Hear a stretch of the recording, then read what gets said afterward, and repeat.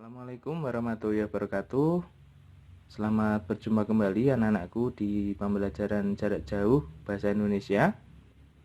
Alhamdulillah, puji syukur kehadirat Allah SWT karena pada kesempatan kali ini kita masih diberikan kesehatan untuk bisa melaksanakan kegiatan pembelajaran jarak jauh seperti biasanya. Anak-anakku, pada pertemuan yang lalu kita sudah membahas beberapa hal mengenai karakter unggul tokoh di teks biografi. Kalian sudah berlatih untuk menemukan karakter unggul tokoh. Nah, pada pertemuan kali ini kita akan mencoba menemukan pola penyajian karakter unggul tokoh dalam teks biografi. Jadi, sebagai seorang penulis biografi, kita nanti bisa menyampaikan karakter unggul tokoh dengan berbagai cara. Ini bisa anak-anakku perhatikan dan nanti bisa diterapkan dalam tugas akhir ketika anak-anakku membuat teks biografi. Bisa disimak ya. Nah, pola penyajian karakter unggul tokoh bisa dilakukan dengan dua cara. Yang pertama, secara langsung atau tersurat, dan yang kedua secara tidak langsung atau tersirat. Perbedaan yang paling menonjol di sini bahwa di pola penyajian secara langsung, karakter unggul tokoh dituliskan secara langsung dalam teks. Jadi kita tinggal membaca, kemudian kita langsung menemukan pola penyajian karakter unggulnya. Atau dengan cara yang kedua, di bagian secara tidak langsung atau tersirat, ada 3 cara lagi, ya, mendeskripsikan cara tokoh menghadapi permasalahan atau kesulitan dalam hidupnya, bisa menuliskan dialog tokoh yang dimaksud, atau menghadirkan tokoh lain yang menceritakan atau memberikan pernyataan tentang karakter unggul tokoh. Nah, beberapa hal ini kita akan bahas secara terpisah dan saya berikan contoh agar bisa lebih memahamkan. Nah, cara yang pertama secara tidak langsung. Pola penyajian secara tidak langsung. Karakter unggul tokoh dituliskan secara langsung dalam teks. Contohnya, B.J. Habibie adalah salah satu tokoh panutan dan menjadi kebanggaan bagi banyak orang di Indonesia. Nah, jika anak-anakku perhatikan, B.J. Habibie di sini langsung karakter unggulnya langsung dituliskan sebagai tokoh panutan. Nah, di sini kita langsung menemukan tanpa kita harus menganalisis maknanya, memahami benar-benar kalimatnya, kita langsung tahu bahwa B.J. Habibie adalah tokoh panutan karena memang langsung ditulis penulisnya di dalam teks yang disebutkan. Kita pindah ke pola penyajian yang kedua, yaitu secara tidak langsung. Nah, secara tidak langsung, pola penyajian secara tidak langsung ada 3 macam cara ya. Ini cara yang pertama, mendeskripsikan cara tokoh menghadapi permasalahan atau kesulitan yang dihadapinya. Nah, kutipan teksnya bisa anak-anakku baca. Ketika musim liburan tiba, ia menggunakan waktunya untuk mengikuti ujian dan bekerja. Sehabis masa libur, ia kembali fokus belajar. Gaya hidupnya ini sangat berbeda dibandingkan teman-temannya yang memilih menggunakan waktu liburan musim panas untuk bekerja, mencari pengalaman, tanpa mengikuti ujian. Nah, kita bisa membacanya dengan sungguh-sungguh. Kita coba pahami karakter unggul apa yang disajikan dalam paragraf ini. Nah, ini menyebutkan bahwa tokoh B.J. Habibie itu dideskripsikan cara tokoh menghadapi permasalahan. Nah, khususnya di sini seorang B.J. Habibie yang menghadapi permasalahan keuangan. Nah, jadi kita perlu menyimpulkan dulu bahwa B.J. Habibie itu bekerja keras dari cara dia menghadapi permasalahan. Cara yang kedua untuk pola penyajian tidak langsung, menulis dialog tokoh. Nah, tokohnya di sini Jorsa. Nah, Jorsa itu berkata, dialog tokoh langsung ya ini ya, menggunakan kalimat langsung. Saya ingin jadi ilmuwan. Sebenarnya ilmu itu untuk mempermudah hidup.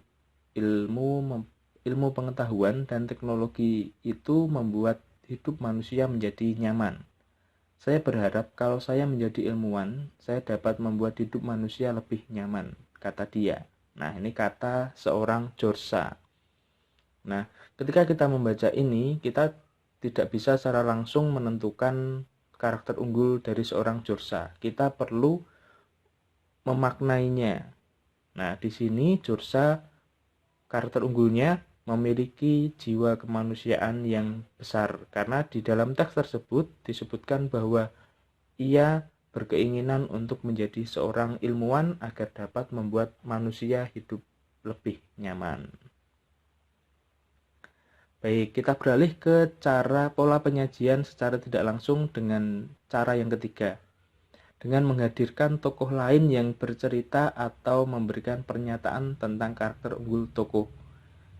Tokohnya masih sama di sini, seorang George. Semua anak mama tidak manja dengan uang, sebab kami tidak punya uang, tutur Mama Nelk. Nah, Mama Nelk ini merupakan ibu dari George yang menyatakan bahwa anaknya, termasuk George adalah anak-anak yang bisa mengerti keadaan orang tuanya. Bisa kita simpulkan, bisa kita maknai bahwa George memiliki karakter unggul sebagai anak yang bisa mengerti keadaan orang tuanya. Nah, pola penyajian sudah kita bahas, kita juga bisa mengubah pola penyajian tersebut dari langsung menjadi tidak langsung ataupun sebaliknya. Saya sampaikan contohnya. Oh ya, sebelumnya saya sampaikan simpulan dulu biar anak-anakku juga lebih paham. Pola penyajian secara langsung atau tersurat. Nah, di sini pembaca tidak perlu menganalisis makna tersirat yang disampaikan penulis untuk menentukan karakter unggul tokoh karena langsung ditulis di dalam teksnya. Bedanya dengan yang tersirat, jika tersirat, pembaca harus memahami isi bacaan dan makna yang tersirat yang disampaikan penulis untuk menentukan karakter unggul tokoh. Jadi yang tersurat, kita tinggal baca, kita menemukan. Namun, jika pola penyajian secara tidak langsung atau tersirat, maka kita perlu memahami isi dari teksnya, kita coba memaknai, kita temukan, kita simpulkan karakter unggulnya. Seperti itu. Nah, seperti yang saya sampaikan tadi, ini contoh pola penyajian, contoh analisis dari karakter unggul berdasarkan pola penyajiannya. Nah, saya contohkan dari Habibie lagi.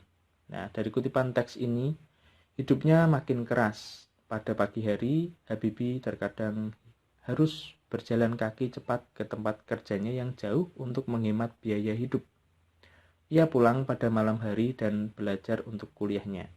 Demi menghemat, istrinya harus mengantri di tempat pencucian umum untuk mencuci. Nah, di sini dinyatakan pola penyajiannya secara tidak langsung. Kita harus menyimpulkan karakter unggul yang disampaikan dari masalah yang dihadapi B.J. Habibie ini. Kita bisa menyimpulkan bahwa seorang B.J. Habibie ini seorang yang tekun ataupun pekerja keras. Nah, secara tidak langsung dengan mendeskripsikan cara tokoh menghadapi masalah atau kesulitan. Ini contoh analisisnya. Bisa dijadikan patokan ketika nanti anak-anakku mengerjakan tugas yang ketiga di teks biografi. Nah, yang saya sampaikan tadi ya, mengubah pola penyajian karakter unggul tokoh dengan pola penyajian yang berbeda. Jadi tadi saya sampaikan bahwa kita juga bisa mengubah pola penyajiannya dari cara tidak langsung menjadi cara langsung ataupun sebaliknya. Saya contohkan di sini. Ini tokohnya George. Semua anak mama tidak manja dengan uang sebab kami tidak punya uang, tutur Mama Nelk. Tidak bisa jajan untuk naik taksi. Taksi di sini bukan taksi yang kalian bayangkan ya, taksi di Papua saja. Mama sering tidak punya uang. Kalau Oge mau makan harus pulang ke rumah, katanya. Nah, di sini menggunakan cara tidak langsung dengan menghadirkan tokoh lain yaitu mama dari Jorsa. Nah, jika diubah menjadi cara langsung, bisa diubah menjadi seperti ini. Jorsa adalah anak yang memahami kondisi orang tuanya. Ia tidak pernah menerima dan tidak pernah meminta uang saku. Bila ingin makan siang, ia harus pulang saat istirahat sekolah. Ataupun sebaliknya, dengan cara langsung menjadi cara tidak langsung. Ya, bisa diperhatikan ya. Contohnya dari B.J. Habibie. B.J. Habibie adalah salah satu tokoh panutan dan menjadi kebanggaan bagi banyak orang di Indonesia. Ini langsung ya, tadi sempat dicontohkan sebagai tokoh panutan, kita bisa ubah menjadi pola penyajian secara tidak langsung. Bagi saya, Bapak adalah sosok yang layak dianut. Pribadinya yang santun dan gayanya yang merakyat, sungguh layak diteladani generasi muda.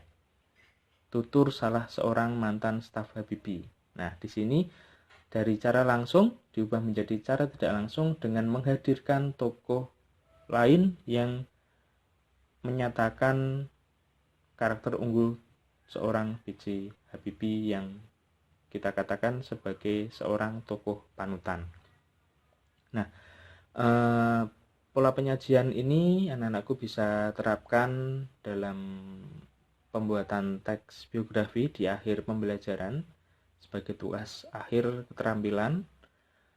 Jika anak-anakku ada yang masih kurang paham, silakan bisa ditanyakan di grup WA atau di Classroom, tidak masalah, atau di kolom komentar di video ini, boleh. Saya akhiri pertemuan atau pembelajaran kita pada kesempatan kali ini. Semoga apa yang kita bahas kali ini bisa bermanfaat bagi kita semua. Saya akhiri, terima kasih atas perhatiannya. Tetap jaga kesehatan, jangan lupa bahagia. Wassalamualaikum warahmatullahi wabarakatuh.